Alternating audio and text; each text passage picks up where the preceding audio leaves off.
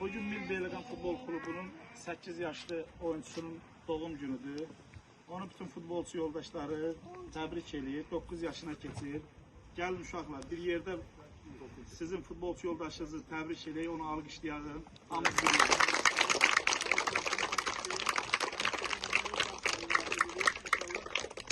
Beyləqanın gözəl futbolçusu olasın. Amin. Yaxşı.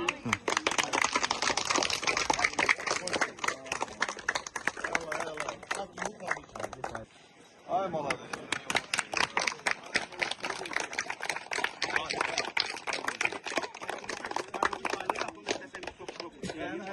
Bir tane kalite çekti.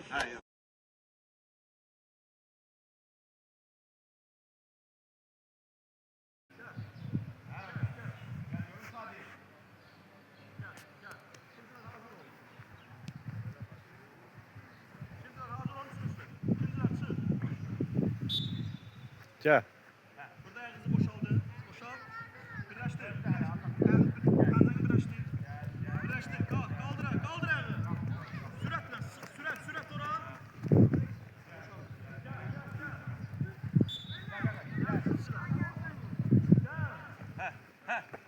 Ev yok, dikkat! Oraya çatında süratli. Gel. Akla kimi? Oğulsan. Yola verme. Kaç kakam, kaç. Davay dön gel. Dön. Boşalt. Kendini birleştir, davay gittin, kaldır. Kalasma, sürat, uçan kimi sürat. Ay. Git. Kendini birleştir. Ay, kaldır, ay. Gözler. Uçan kimi sürat. Çıkan dalına, fırlan. Ha tağı kullan. Birleştir. Eşek tağı. Ay, kaldır. Ay. Dön buradan. Koştum. Kaç. Dön indi. Dön kaç. Aşağı yüzüyor. Gel. Tabanı kaldır.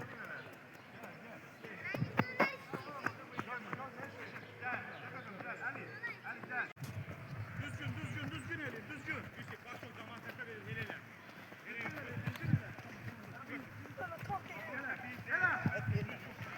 Gel.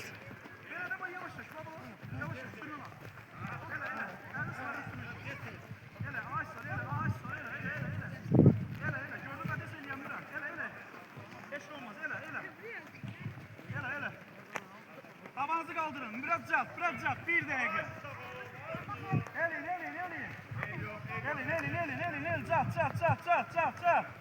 Ha, davay. Ele. Çal. Tamam. Sofranı edenler. Biraz calt olur.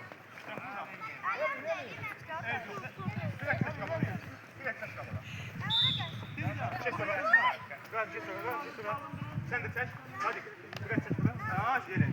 Elə. Hə, uşaqlar, bir 10 saniyə, 1 dəqiqə belə dincələk. Dostlar, dincələyin. Hadi oturun, nə olar, xahiş edirəm, oturun. Başınıza dönüm, oturun. Oturma, dur ayağa. Dur ayağa.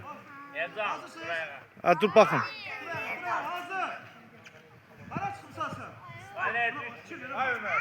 İyi uşaqlar, siz 4 dənəsiz, Allah haqqı alın buraya. Eləyin. Təzdən.